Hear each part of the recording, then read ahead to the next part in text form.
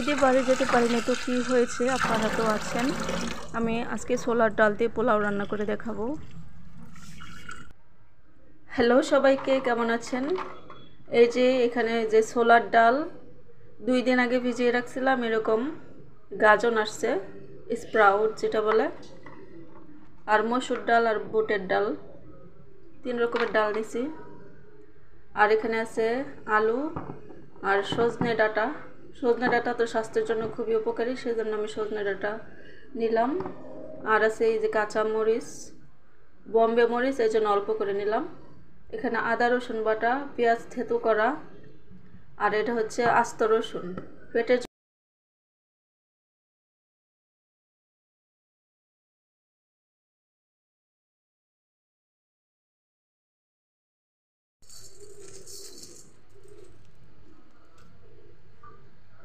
আস্ত জিরা দিয়ে দিলাম, জিরাগুলো ফুটতেছে, এর মধ্যে তেল দিয়ে দিলাম,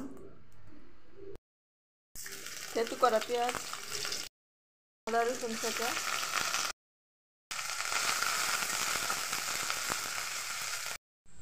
গরম পানি নিয়েছি।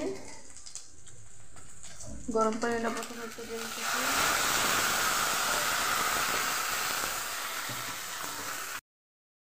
গুঁড়ি, একটু হলুদের গুঁড়ি, লবণ, ডাল,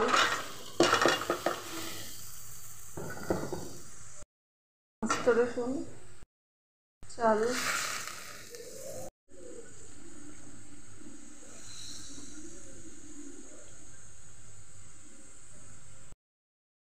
আলুগুলো আগেই দিয়ে দিচ্ছি।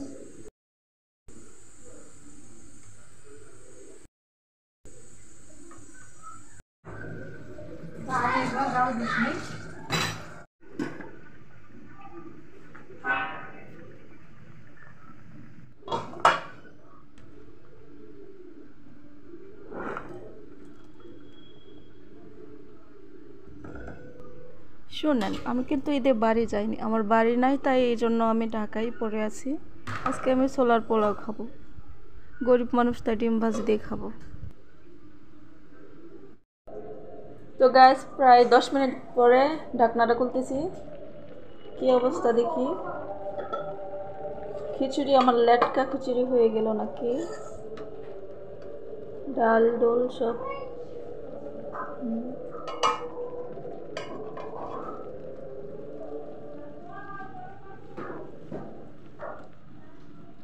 অত ভালো সেদ্ধ হয়নি, হয়ে যাবে। ছোলা টোলা ভালো সেদ্ধ হয়ে গেছে।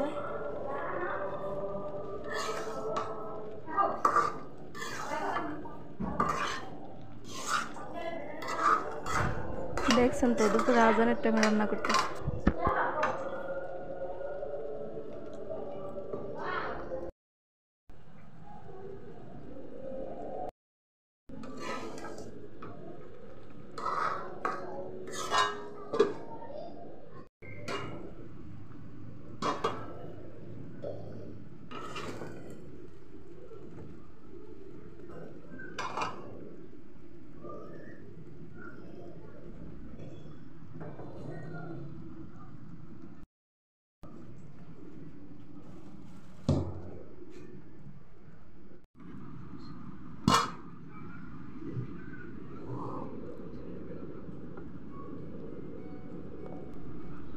পেটে থাকা গ্যাস, বদ হজম, খাওয়ার প্রতি অনীহা, ক্ষুধা লাগে না, খেতে ভালো লাগে না, এইরকম সমস্যা দূর করবে এই আস্ত রসুন।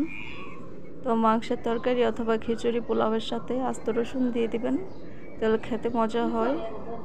আর পেটের জন্য তো উপকারী, সেটা তো বললামই, সব সমস্যা দূর হবে পেটের। তো আজকে ঈদের দিন, আসলে দোকানপাট সব বন্ধ, বেশি কিছু কিনতে পারিনি, সেজন্য ডিম ভাজি দিয়ে খাইতেছি। সবাই দোয়া করবেন। আল্লাহ হাফিজ।